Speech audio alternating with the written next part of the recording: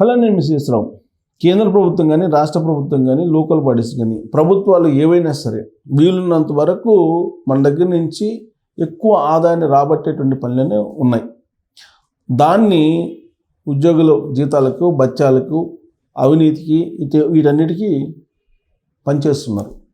ఇప్పుడు తాజాగా టోల్ గేట్లు ఎత్తేస్తాం, అసలు టోల్ గేట్లే లేకుండా చేస్తాం కాబట్టి ఇక మీరు టోల్ ఛార్జీలు కట్టవలేదు అనేటువంటి యాంగిల్లో చెబుతున్నారు. టోల్ ఛార్జీలు కట్టవలేదు కాదు, టోలు తీసి జేబులో వేసుకునే పరిస్థితి వస్తుంది. కేంద్ర ప్రభుత్వం తాజాగా తీసుకురాబోతున్నటువంటి నిర్ణయం ఏంటంటే అది ఇప్పటి వరకు మనం టోల్ ప్లాజాల్లో టోల్ పే చేస్తున్నాం.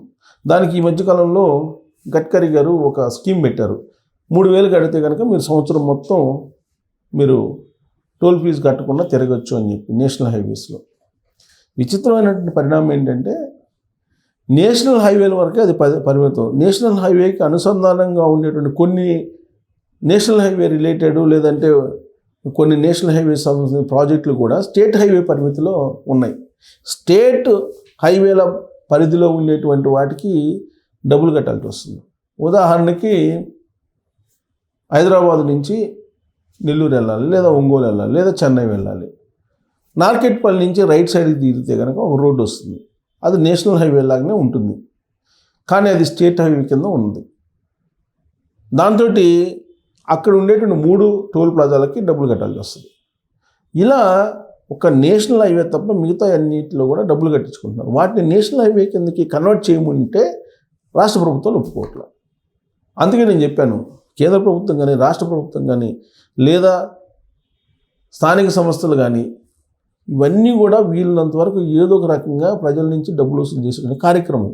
ఇప్పుడు తాజాగా టోల్ ప్లాజాలన్నింటినీ తీసేసి మీరు ఎక్కడైతే బయలుదేరతారో మీ కారు రోడ్డు మీదకి ఎక్కుతుందో అక్కడి నుంచి కిలోమీటర్లు లెక్కేసి ఆ కిలోమీటర్లు ఎంత ప్రయాణించిందో లెక్కేసి మీ దగ్గర నుంచి డబ్బులు వసూలు చేస్తారు. ఇది ఒక పెద్ద దోపిడీ. యాక్చువల్గా మన ఇంటి దగ్గర నుంచి బయలుదేరినప్పటి నుంచి జీపీఎస్ రన్ అవుతుంది. ఈ జీపీఎస్ని బేస్ చేసుకొని ఎంత దూరం ప్రయాణించింది అనేది తెలిసిపోతుంది. అప్పుడు స్టేట్ హైవేస్కి, స్టేట్ రోడ్లకి ఎంత షేర్ వెళ్ళాలి, సెంట్రల్ రోడ్లకి అంటే నేషనల్ హైవేకి ఎంత వెళ్ళాలి అనేది వాళ్ళు డివైడ్ చేసుకుంటారు. డివైడ్ చేసుకొని మీరు రోడ్డు ఎక్కినప్పటి నుంచి మళ్ళీ రోడ్డు ఎగ్జిట్ అయ్యేంత వరకు మీకు టోల్ బాధుడే. ఆ లెక్కన లెక్కేస్తూ ఉన్నారు. దాన్ని ఎలా లెక్కేస్తారు అని చెప్పేసి నేను ఆర్టిఫిషియల్ ఇంటెలిజెన్స్ని అడిగితే ఏం చెప్తుందంటే, చూడండి, ఇది భారత ప్రభుత్వం 2026 చివరి నాటికి నేషనల్ హైవేలపై multi lane free flow toll సిస్టమ్ను అమలు చేయడం ద్వారా టోల్ గేట్లను పూర్తిగా తొలగించనుంది. అంటే వచ్చే ఏడాది నుంచి టోల్ గేట్లను పూర్తిగా తొలగించబోతుంది. అసలు టోల్ గేట్లు ఉండవు రోడ్ల మీద అంటే అసలు హ్యాపీగా ఎగిరి గంతేస్తారు వాహనదారులు. కానీ కాదు, టోల్ గేట్లను తీసేస్తారు. తీసేసి ఏ సిస్టమ్ పెడుతున్నారు, ఇక్కడ ఇది పెడుతున్నారు, మల్టీ లేన్ ఫ్రీ ఫ్లో సిస్టమ్ని పెడుతున్నారు. దీనివల్ల ఆ వాహనాలు ఆగకుండా కెమెరాలు నెంబర్ ప్లేట్లను చదివి ఫాస్టాగ్ ఖాతా నుండి ఆటోమేటిక్గా టోల్ డిబేట్ అవుతుంది. ప్రయాణ సమయం, ఇంధన ఆదా అవుతుంది, అవినీతి తగ్గుతుంది. ఇది ఇప్పుడు ఏం చేస్తున్నారు, ఇప్పుడు ఒక 60 కిలోమీటర్ 70 కిలోమీటర్లు వెళ్తున్నప్పటికి కూడా అక్కడ స్పీడ్ కెమెరాలను ఏర్పాటు చేయడం ద్వారా మీరు ఆగకుండానే మీరు వెళ్ళిపోవచ్చు. కానీ దానికి తగ్గ అమౌంట్ని మీ ఫాస్టాగ్ ఖాతా ఇప్పుడు ఉంది కదా, ఫాస్టాగ్ ఖాతా, ఆ ఖాతా నుంచి ఆటోమేటిక్గా డిడక్ట్ అయిపోతాయి అమౌంట్. మీరు అక్కడ ఆగి అది స్కాన్ అయిన తర్వాత అది గేట్ లేపి మీరు వెళ్ళి టైం పడుతుంది. ఒక్కోసారి బ్లాక్ లిస్ట్లో పడితే దాదాపు 10-15 నిమిషాలు పడుతుంది. అలాంటిది లేకుండా ఇప్పుడు మల్టీ లేన్ ఫ్రీ ఫ్లో అనేటువంటి సిస్టమ్ ద్వారా ఇమీడియట్గా మీరు సేమ్ స్పీడు 90-80 మీరు వెళ్ళేటువంటి స్పీడ్లో మీరు వెళ్తూ ఉంటే ఎక్కడ కట్ చేసుకోవాలో అక్కడ కట్ చేసుకుంటుంటుంది. మన చేతులు ఏముండదు, మనం వెళ్ళిపోతుంటాం అంతే. డబ్బులు ఎంత కట్ అయినాయని లాస్ట్లో చూసుకోవడమే. ఫాస్టాగ్లో కట్ అయిపోతూ ఉంటాయి, అమౌంట్ ఆటోమేటిక్గా కట్ అయిపోతూ ఉంటాయి. ఎంత కట్ అయిందో తర్వాత చూసుకోవాల్సిందే. సో కాబట్టి ఈ సిస్టమ్ని తీసుకురాబోతున్నారు. సో కొత్త విధానం ఎలా పనిచేస్తుంది, ఇది ఎలా పనిచేస్తుంది, కెమెరాలు అండ్ ఏఐ. టోల్ ప్లాజాల పైన ఉండే హై రెజల్యూషన్ కెమెరాలు వాహనపు నెంబర్ ప్లేట్ని గుర్తిస్తాయి. సో అక్కడ టోల్ ప్లాజాలు ఇప్పుడు ఉండేటువంటి ప్రాంతంలో హై రెజల్యూషన్ ఉన్నటువంటి కెమెరాస్ని బిగిస్తారు. దానికి ఏఐ టెక్నాలజీని ఏఐ కెమెరాలను పెడతారు. ఆ కెమెరాలు ఏం చేస్తాయంటే మీరు ఎంత స్పీడ్ పోయినా కానీ ఇమీడియట్గా వాటిని క్యాప్చర్ చేసేసి ఐడెంటిఫై చేసి మీకు ఎంత టోల్ బాధాలో అంత బాధేస్తుంది. అది సిస్టమ్. ఇక ఆటోమేటిక్ డెబిట్ ఏఐ సహాయంతో వాహనం యొక్క ఫాస్టాగ్ ఖాతా నుండి టోల్ రుసుము ఆటోమేటిక్గా డెబిట్ అవుతుంది, అంటే ఆటోమేటిక్గా కట్ అయిపోతుంది. వేగం, వాహనాలు ఆగాల్సిన అవసరం లేదు. 80 కిలోమీటర్ల వేగంతో నువ్వు వెళ్ళినా కానీ నీ టోల్ని బాధేస్తుంది, అంతే ఇచ్చేస్తుంది. 80 కిలోమీటర్ల స్పీడ్తో నువ్వు వెళ్ళినా కానీ క్యాల్కులేట్ చేసేసి నీ ఫాస్టాగ్ బ్యాలెన్స్ నుంచి లాగేస్తుంది.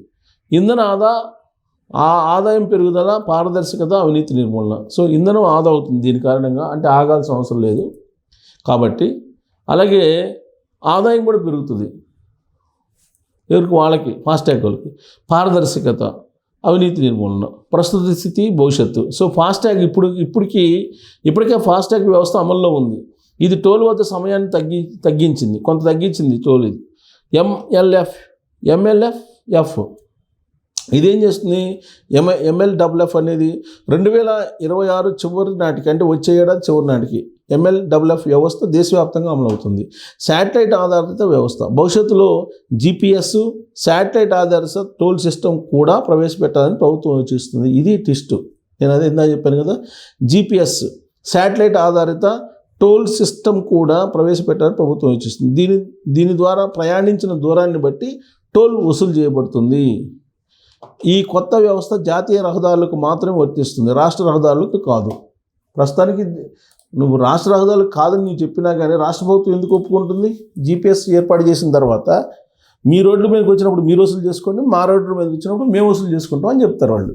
సో ఓవరాల్గా మీరు ఏ రోడ్డు ఎక్కినా GPS శాటిలైట్ సిస్టమ్ ద్వారా మీరు ఎంత ప్రయాణించారనేది లెక్కేసి గ్రామ పంచాయతీలకి ఇచ్చేది గ్రామ పంచాయతీలకి, జిల్లా పరిషత్కి ఇచ్చేది జిల్లా పరిషత్కి, అలాగే రాష్ట్ర ప్రభుత్వానికి ఇచ్చేది రాష్ట్ర ప్రభుత్వానికి, కేంద్ర ప్రభుత్వానికి ఇచ్చేది కేంద్ర ప్రభుత్వానికి వెళ్ళిపోతుంది. అంటే జిల్లా పరిషత్ పరిధిలో ఉన్న రోడ్లకైతే జిల్లా పరిషత్కి వెళ్ళిపోతుంది, పంచాయతీ రోడ్లకైతే పంచాయతీకి వెళ్ళిపోతుంది, రాష్ట్ర రోడ్లు అయితే స్టేట్ హైవేస్ అయితే స్టేట్ హైవేకి వెళ్ళిపోతుంది, నేషనల్ హైవే అయితే నేషనల్ హైవేకి వెళ్ళిపోతుంది.